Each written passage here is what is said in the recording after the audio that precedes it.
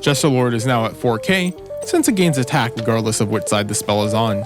Too bad having any other monster in the field negates that effect.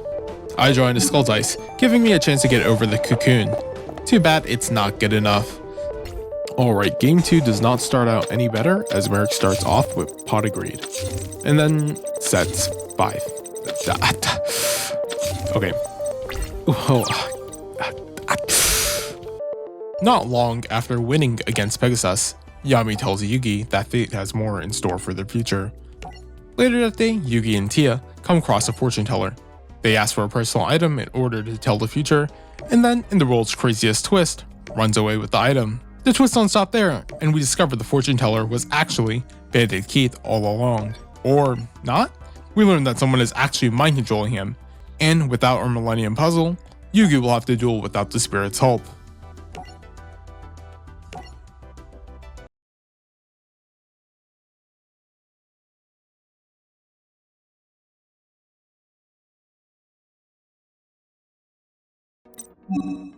I start off the duel with my Komori Dragon in attack and throw it down one face down. Not Bandit Keith brings out a Mechanical Chaser. This card is crazy strong, being at 1850 attack and only 4 stars. I'll just activate my Spellbinding Circle here. Keith then activates Tribute to the Doomed and discards 1 card to target and destroy my dragon. He then sets 1 card, leaving just 1 in his hand before ending the turn. I activate Swords of Revealing Light before activating the ancient rules I drew.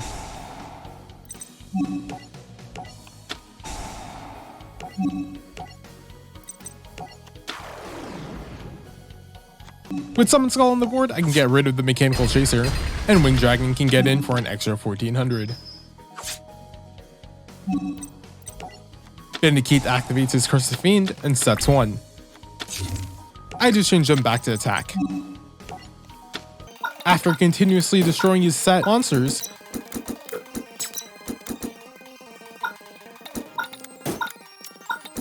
Keith finally gets rid of my Summon Skull with the spell card Soul Taker.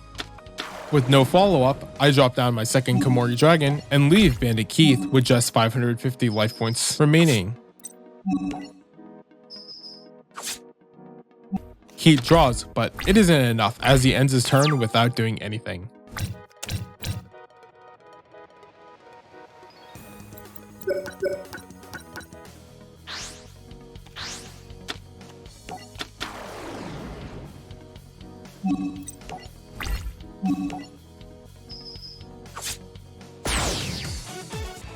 After winning the game, we learn that evil Bakura followed the Millennium Puzzle's energy to the scene of the crime.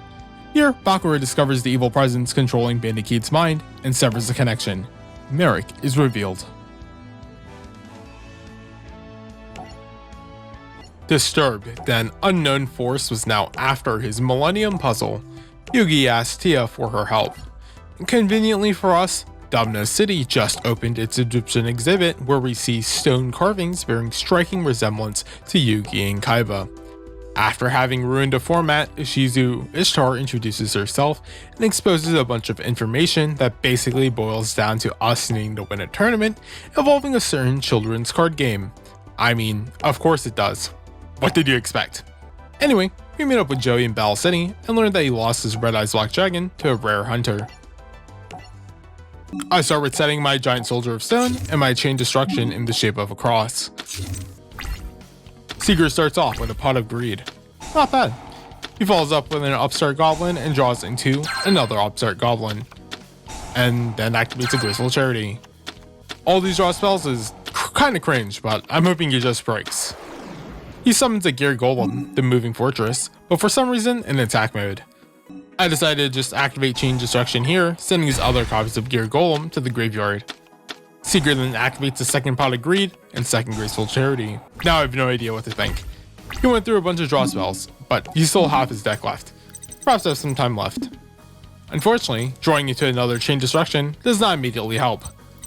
Barrel Imp does take care of the Gear Golem, and I can't do anything else. Seeker goes ahead and draws, and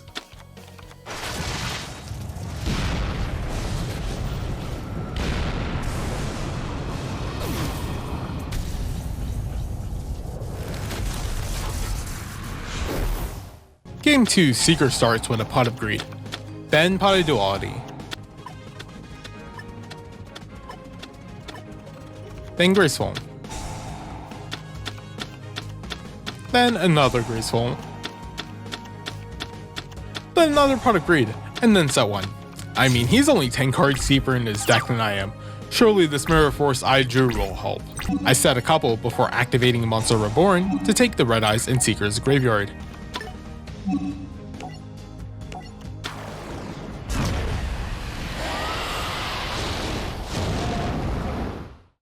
Seeker plays another Duality and takes Exodia's leg before just setting 1. And then he hits us with the Swords of Revealing Light, making me really regret wasting that Dust Tornado.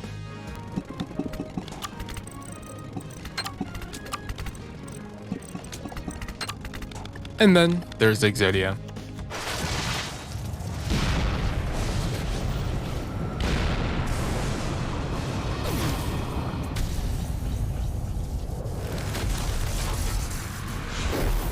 Okay, beginning in game 3, Seeker only activates 1 Pot of Greed and then sets 1. Perhaps I do have a chance here. So I set up my Gamma the Magnet Warrior.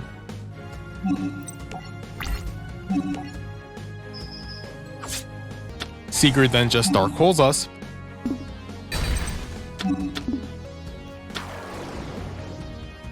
Before disrespecting our life points. We get hit with his swords, but I draw a Spell Shattering Arrow.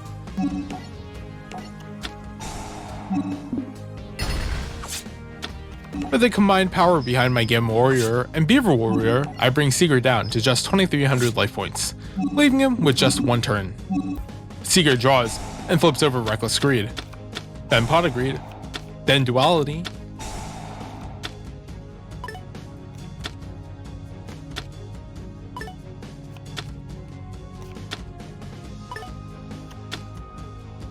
and then I lose.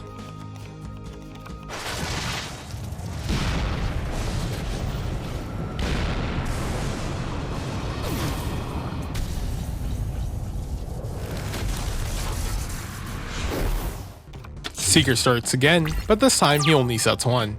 I bring down the beta I just drew and get in for 1700. Seeker hits us with the Swords of Revealing Light. On end phase, I hit him with the Light of Intervention, which is kinda useless in this case, but more importantly, a Time Seal, which will prevent him from drawing the next turn. I use my Spell Shattering Arrow as Gazelle, the King of Mythical Beasts, enters the fray.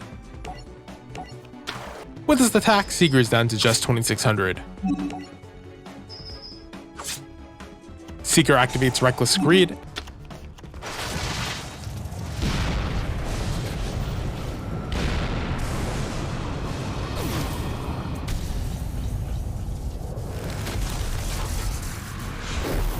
Game 5, Seeker grabs Exodia's left arm and hits us with a Graceful before setting a Reckless Greed.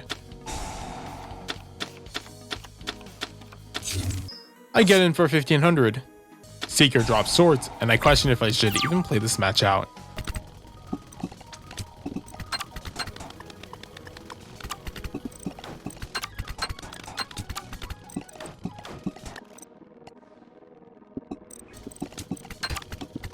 A lot of nothing happens before, you guessed it, Exodia.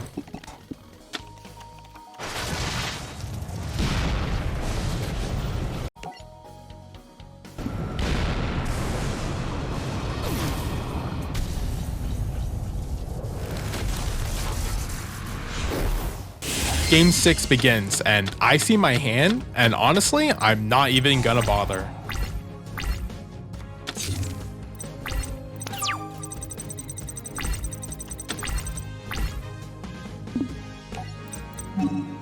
Game 7, I set up with a Gazelle and Mirror Force.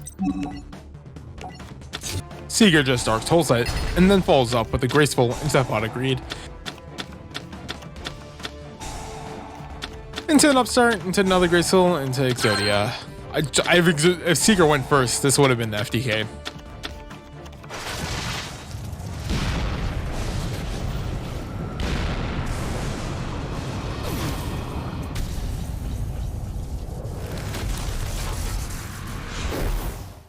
Game 8, begins with Seeker activating Pot of Greed into Duality.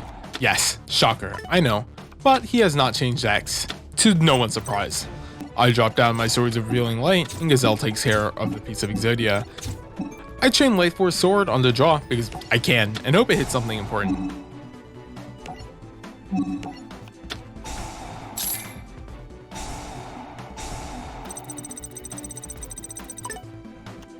Seeker then summons Stone Statue of the Aztecs in defense. With his own Swords of Revealing Light up, I need a couple turns to get out of the situation, and another Baphomet is not going to help. I end my turn as I can't do anything. Seeker activates Graceful, and I contemplate life for a second, but wait for my draw. Game 9, Seeker does what he do.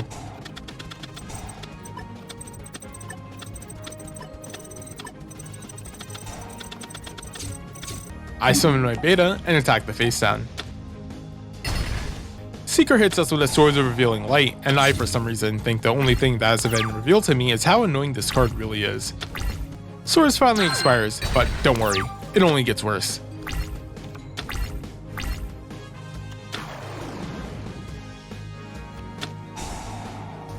I go ahead and use my Poly to fuse together Baphomet with Gazelle to summon Chimera, the flying mythical beast.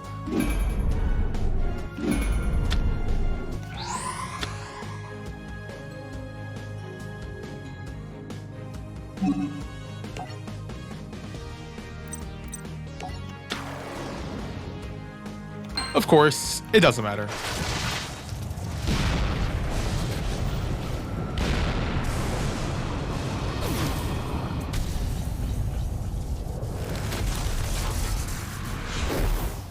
And we've hit double digits. Nice. Beta gets in for 1700. And of course, Seeker has Dark Hole. The left arm desecrates us, but Gamma cleans it up. I bring out Beaver Warrior.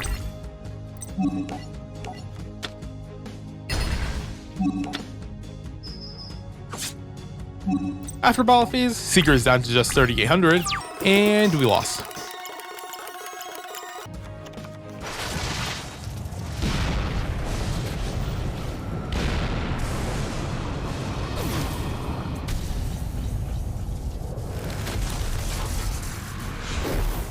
Game 11, I drop down Gazelle, followed with a copy of Swords. I hit Seeker with the Time Seal, but it doesn't matter as he still uses one of each draw spell before hitting us with his own swords.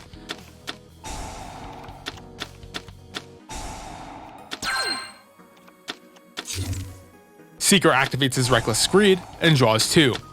I tribute off Alpha for Summon Skull, and Seeker's Swords runs out.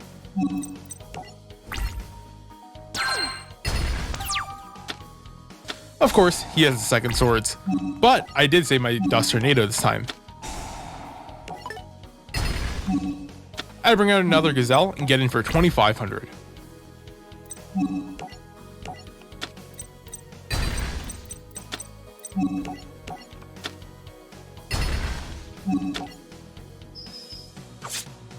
Seeker sets one back row, which I know is Reckless Greed, but I think it might be a turn too late. I sacrifice my second Gazelle for my second Summon Skull, and all of a sudden, I have 6500 total attack on my side of the field.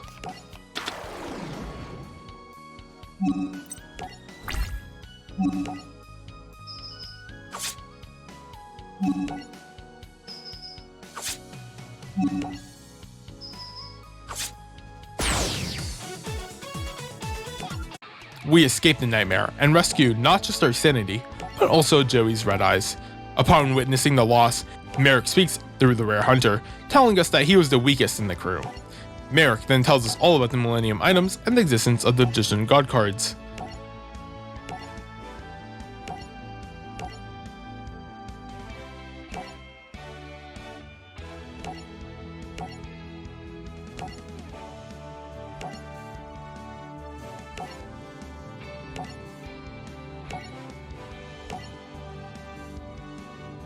The Pharaoh tries to return Red Eyes to Joey, but he won't accept it and tells us to keep it in order to make our deck stronger.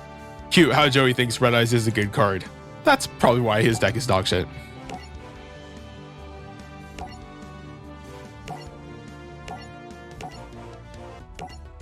Odion informs Marik that Obelisk has been played and that he knows the owner, and who else could it be other than Kaiba? Arkana steps in to stop Yugi, but we'll see who has the last laugh.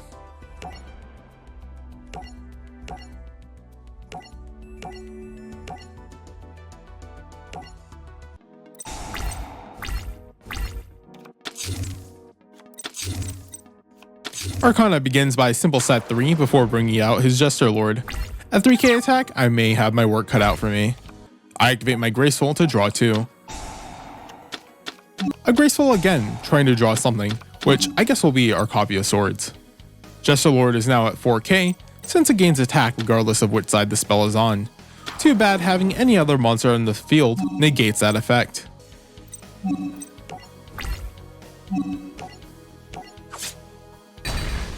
Now having lost his Jester Lord, Arkana activates his set Dark Magician Curtain. By paying half his life points, he can summon Dark Magician from his deck. I clear this with minimal problem by using my newly drawn Mystic Box. By summoning out Karibo, I can destroy Arkana's Dark Magician and give him the Karibo. Not only that, I can now use my Monster Reborn to bring back the Dark Magician. Arkana activates his second Dark Magician Curtain, but this time activates Messenger of Peace. By paying 100 on his standby phases, any monster over 1500 attack can't attack. Good thing I top deck Dispel. I flex by using my own Dark Magician Curtain to use my own Dark Magician to finish him off.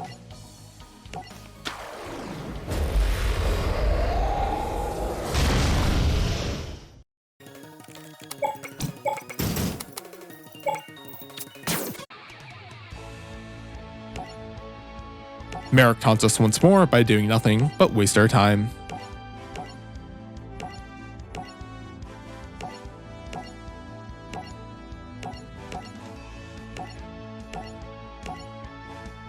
While Yugi was dealing with his own challenges, Joey encounters Weevil once more. However, Weevil resorted to slipping a card into Joey's deck that would prevent any of Joey's strategies from working. Little did he know, Joey does not have any strategy in the first place. First turn, I bring out Little Windguard and set my Sakuretsu Armor and Grave Robber.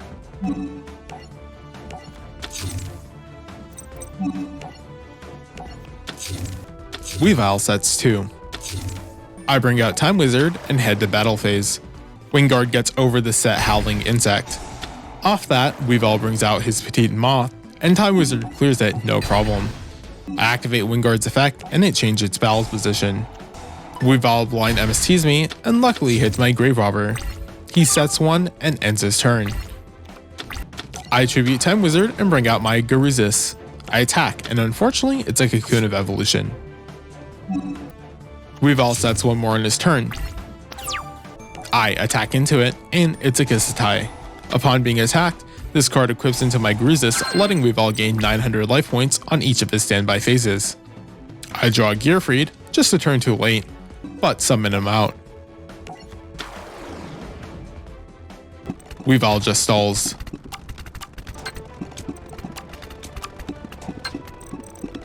I draw into Skull Dice, giving me a chance to get over the Cocoon. Too bad it's not good enough. Luckily, I draw into Graceful Dice the following turn, giving me another chance. Even a 1 here would suffice, but I high roll a 6 and all of a sudden Weevil seems a bit under the weather. He sets 1, and as long as it isn't another Cocoon of Evolution, it looks good for me. I attack with Baby Dragon, expecting a looped Cockroach Knight, and yep, there it is.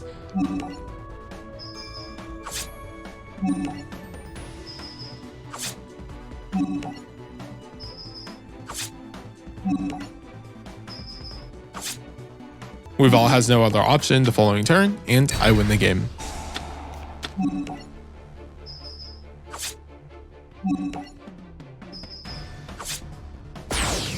The town of Loserville welcomes another.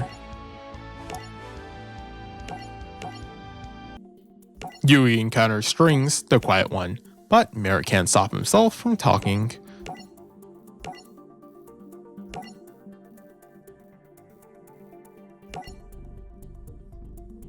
I start my turn by setting Morphing Jar. You know it's going to be a good one whenever that happens. String keeps up the pressure by fusion summoning a humanoid worm drake.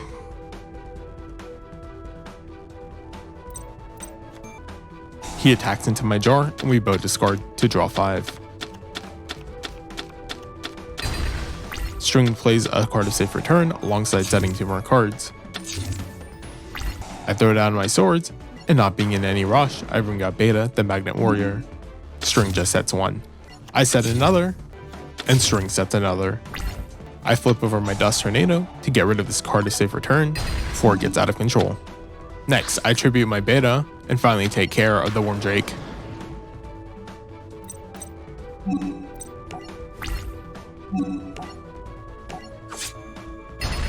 I draw into my Graceful Charity, but this card doesn't work when it's with the best card in the deck. I flip over my Soldier of Giant Stone before dropping my Mystic Box. After setting the right side card to the mine, Strings gets my Feral Imp. I'm not done yet though, as I bring out my Red Eyes Black Dragon. Oh, and don't worry, I didn't forget about the Reborn I set, letting us get out Buster Blader.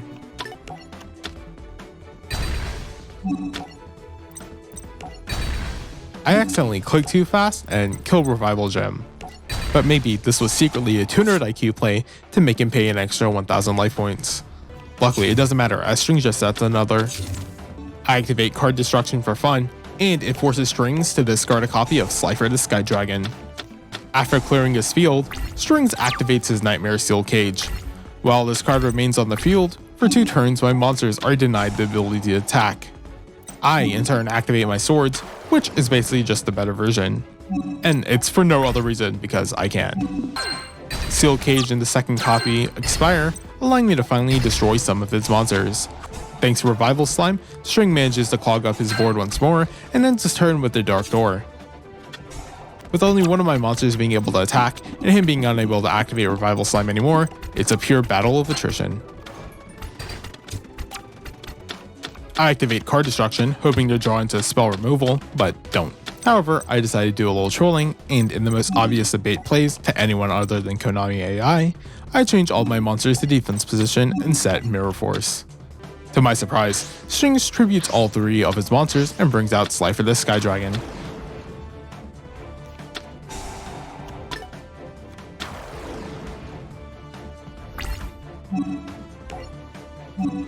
Too bad the god cards don't have any protection.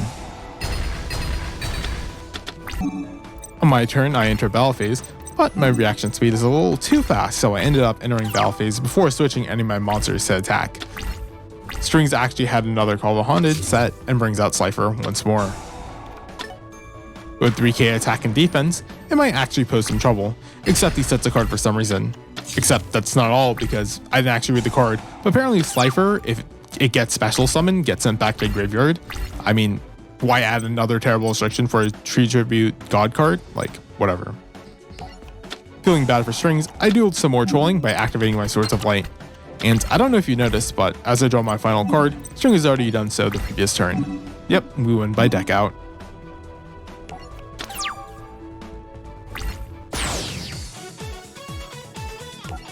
Marik whines some more about losing with an Egyptian God card, but if he really wanted to win, he should have just lied or changed Slifer's effect to actually be good.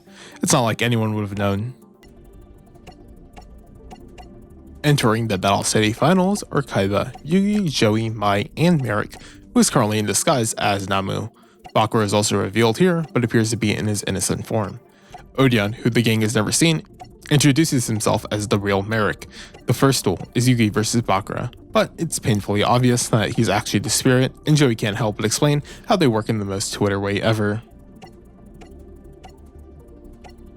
The duel starts like every other DM duel, and that's by setting a bunch of stuff face down. Bakura finally gains the initiative by bringing out his Headless Knight, who has just 50 more attack than my alpha. Luckily, the Giant Soldier of Stone is too goddamn thick. Bakura reveals Destiny board, but besides that, nothing happens until I bring out my Slifer the Sky Dragon out on turn 18. And just when I think I can attack, Bakura reveals his Nightmare Steel Cage. I probably could just hold on to all of the cards in my hand to keep Slifer pumped, but I actually want to play the game, so I click on some buttons to soul exchange the Gross Ghost of Fled Dreams for my Dark Magician Girl.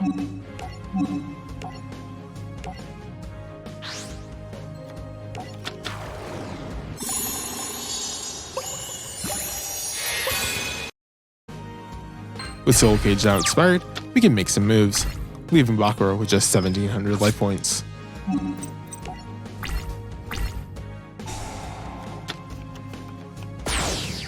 Okay, maybe a Stacks Life would have won us the game, but where's the fun in that? Bakura brings out his Visor Death. If normal summon, this card targets my Alpha and will destroy it during its third standby phase. With only 500 attack and 1200 defense, this card is one of the worst effect monsters ever printed. Since he's dying anyways, I tribute Alpha for my Dark Magician Girl and equip her with my magic formula.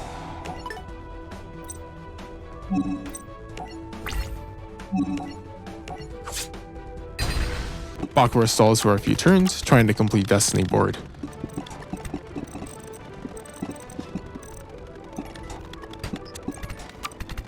With 3 Fiends in his graveyard, he is able to set up a Dark Necrophore along with a Steel Cage. Having a Dark Magician Girl on the field, Sage's Stone activation condition is met, and I bring out Dark Magician. DMG gets over the Necrophore, but unfortunately gets snatched up by its effect on end phase, making it so I have to activate my Mirror Force.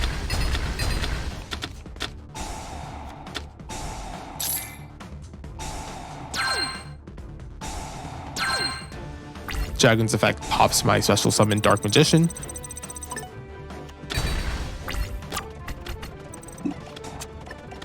But I join a Red Eyes Black Dragon for game.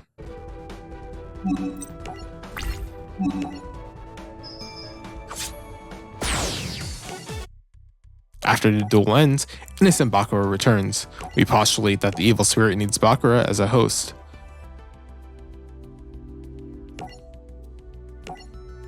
Yugi acts wholesome 100 to the Pharaoh, and with the power of friendship, we carry on.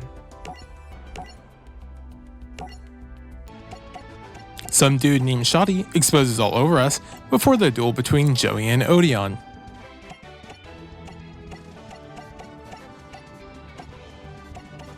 Alright, we'll start off by setting Lil Wingard in defense. I then set Kunai and Chain in the back row. Odion is going to go ahead and activate Temple of the Kings before setting 3 more. He then activates Golden Sarcophagus for Graceful Charity. He chains the trap card and brings out an epic 1600 attacker.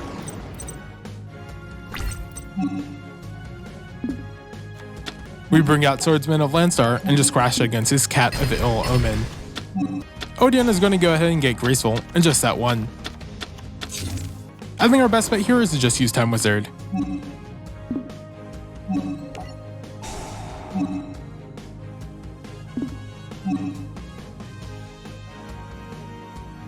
And what can I say? We're just simply too good. Our graceful draws are also just too good, but Joey's deck being garbage is really the limiting factor. I'll go ahead and Monster Reborn just to bring out the Garuzas I discarded.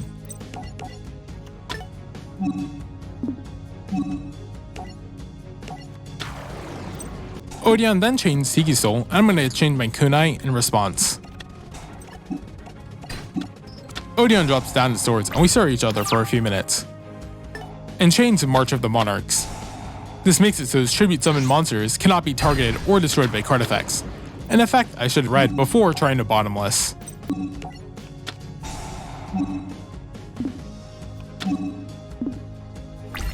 On turn 19, I drop my Polymerization, and with this I can use my Time Wizard and my set Baby Dragon to go into Thousand Dragon.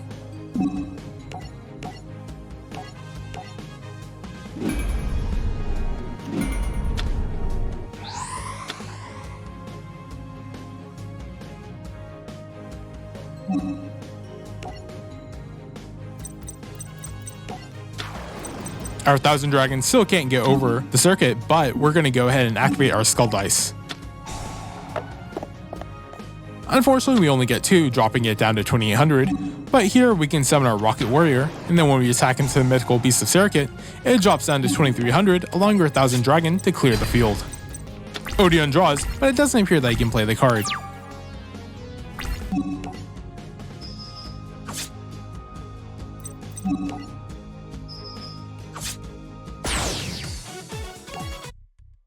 Because Odion's deck contained a copy of an Egyptian god card, it caused the actual gods to anger, thus sending a strike of lightning towards Joey and Odion.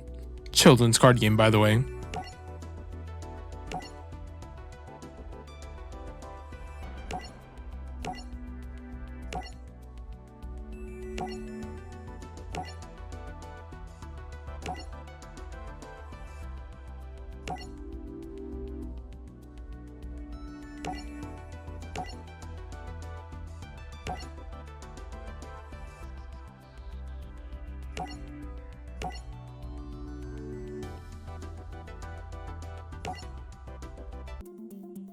Namu then reveals that he is the true Marik, and the following duel is held between him and Mime, but it's clearly no contest.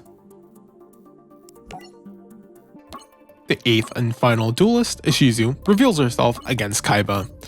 The plot twists don't end there, as we learn that Marik is actually her brother. Kaiba, being a real one, does not care about any of this, and only wants to duel. Ishizu starts off with a classic T-set. On our turn, it's not really much better. We're going to go ahead and send off the Thunder Dragon, just so we can cycle through our deck.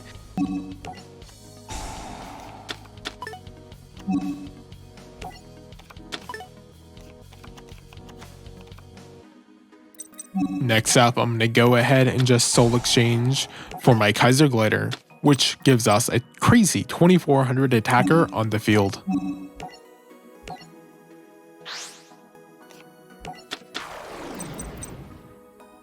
Ishizu sets another, but we're just going to go ahead and keep up the pressure. We destroy her yugioh, and she rolls a 4, allowing her to summon Midora as my Blade Knight Ints. Ishizu tributes Midora for Dark Lord Ed era, and I'm just going to go ahead and activate my rod to deal with it now.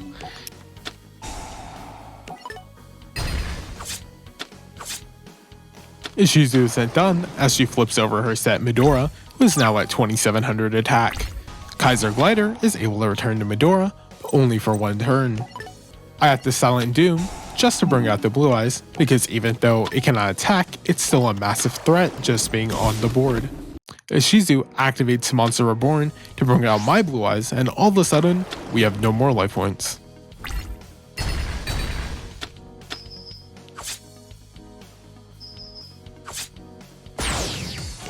Game 2, Ishizu starts with a drag down into the grave. Both players reveal their hand and choose one card to discard before drawing a card. And, of course, she gets run my pot agreed. I'm going to go ahead and bring out Kaiser Glider once more. I should have done this last turn, but this time I'll activate Thunder Dragon just so I can cycle through my deck. Then I bring out Vorse Raider. Kaiser Glider gets over the set Zolga, and Vorse gets in for 1900. Ishizu draws, but it appears to be an unplayable card. In that case, I'll bring out my Feral Imp and attack, leaving her with just 200 life points.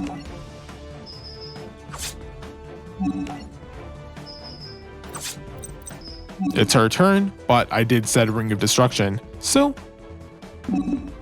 I'll let Vorse Raider confirm the kill. Kaiba jerks himself off, and we head for the next duel. Marik claims victory not against just Mai, but against Bakura and Joey as well. However, before we can set our eyes for Marik, first comes our rematch against Kaiba.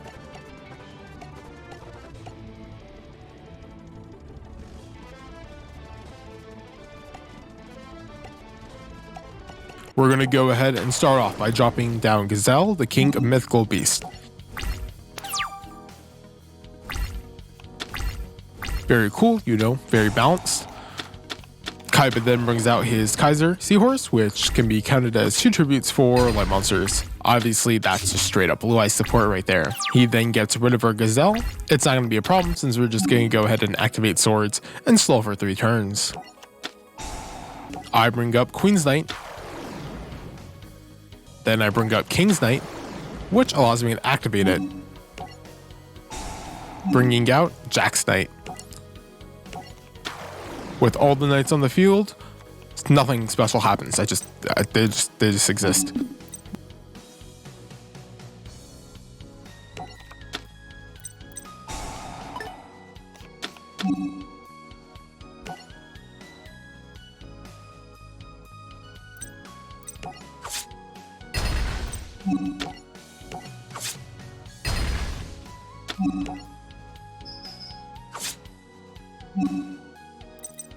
I'm going to go ahead and tribute one of them for my Summon Skull. And unless Kaiba has a counter to a 2500 attacker, which is not possible in this game, I think we win.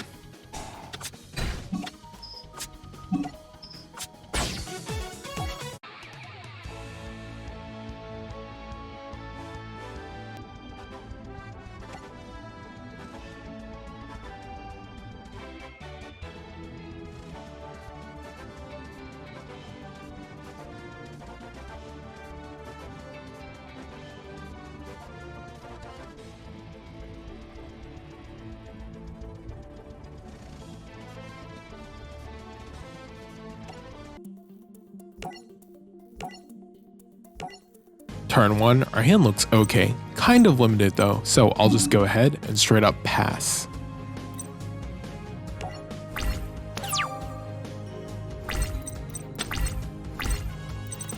Marik hits us with a T-set and an additional back row. I'll just go ahead and activate Change of Heart to grab Marik's face down. Unfortunately, it's a Dark Geroid, and it loses 800 attack upon triggering its own effect.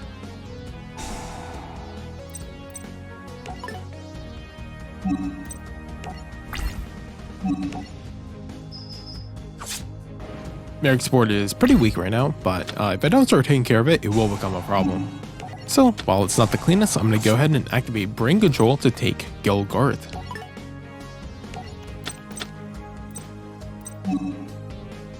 Next, I'm going to go ahead and activate Change of Heart to grab New Doria. With those two, I'm going to go ahead and tribute for Red Eyes Black Dragon.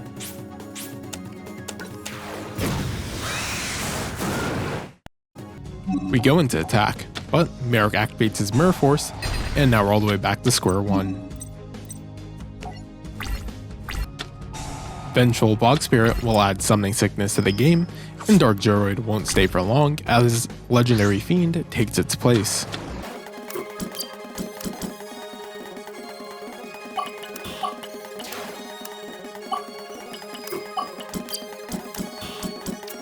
Marik activates Monster Reborn to bring back our Red Eyes and clears their token. I set Queen's Knight and then go ahead and activate Soul Taker to destroy the Legendary Fiend. Red Eyes gets over our beta, but with Queen's Knight set, King's Knight gets to activate, bringing out Joker's Knight.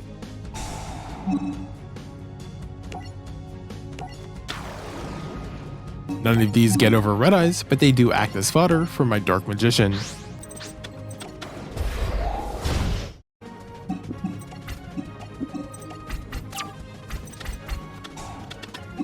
Marik then activates Monster Reborn to bring back the Dark Geroid, and this time my Dark Magician loses 800 attack.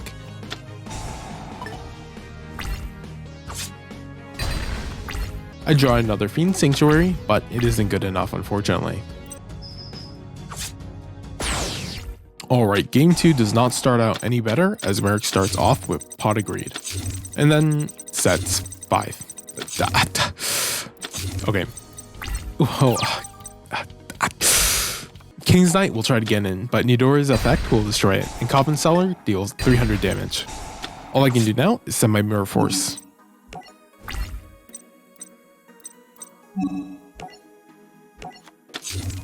Marik doesn't have any follow-up as he sets another. I try to attack with Gamma, but one of the traps set is a Metal Reflect Slime, which has 3000 defense. He attributed it all for his Legendary Fiend, and then crashes. I really saw that Coffin Seller damage and went in for it, huh? I don't draw into anything playable, but neither does Marik, at least not until turn 10. I send my Brain Control and then Card Destruction for 5, hoping to draw into something, preferably back row removal.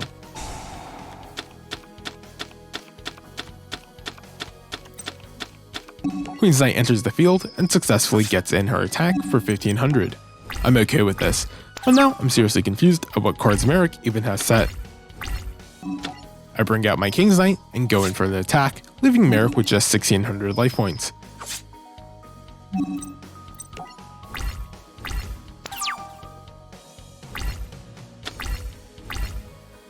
He doesn't even say anything the following turn, so you know I gotta do it to him.